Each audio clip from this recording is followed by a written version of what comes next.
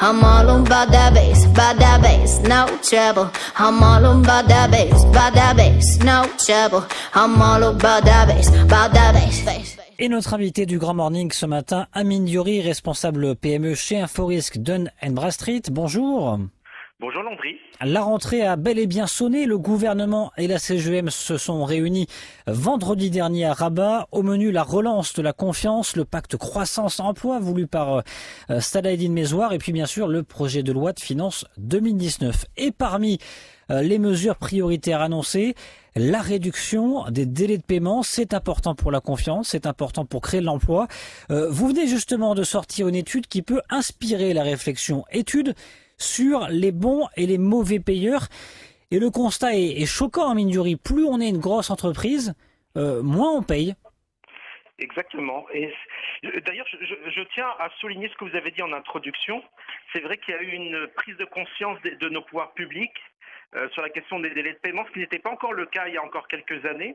Aujourd'hui, le patronat, via M. Mezouar, et le gouvernement ont pris conscience de l'importance des délais de paiement et de se mettre d'accord sur des mesures qui permettront d'éradiquer ce fléau. Ça veut dire quoi? Ça veut dire que vous êtes plutôt optimiste? On va parler de l'étude, mais vous êtes plutôt optimiste? Ah, complètement, bien sûr. Bien sûr, il faut se remettre dans le contexte. Il y a encore quelques années, j'avais l'impression de parler un peu tout seul des délais de paiement.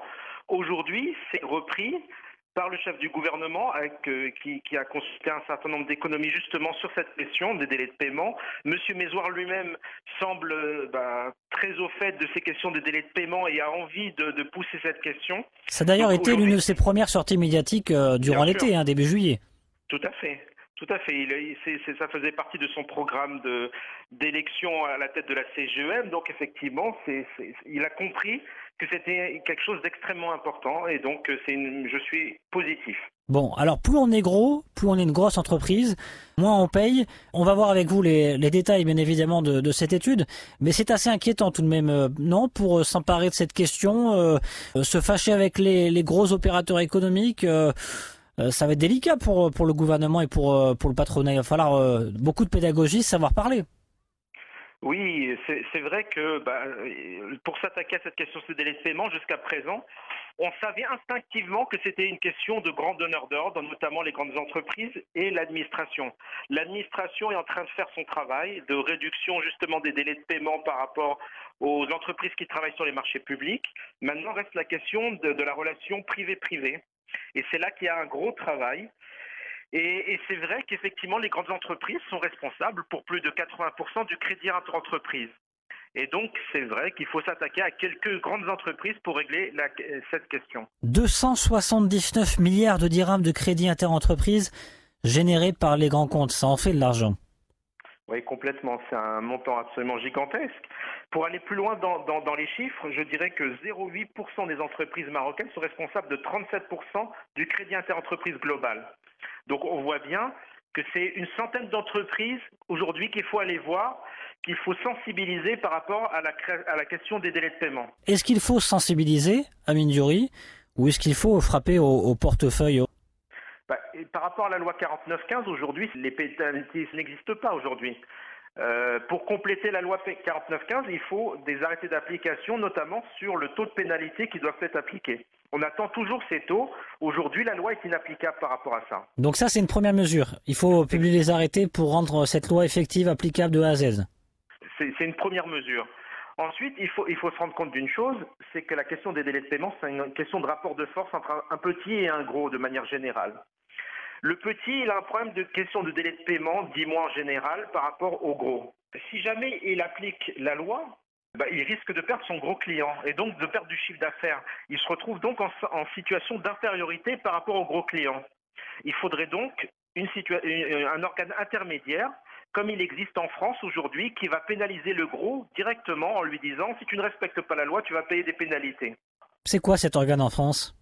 C'est l'autorité. Alors c'est le Conseil de la concurrence et de la répression des fraudes, qui est rattaché directement au ministère de l'économie et qui applique des sanctions qui vont de 275 000 € à 2 millions d'euros pour les grandes entreprises, et notamment en France, il y a des entreprises comme Canal+, comme Disney, PPR, qui sont aujourd'hui pénalisées, qui ont des pénalités extrêmement importantes.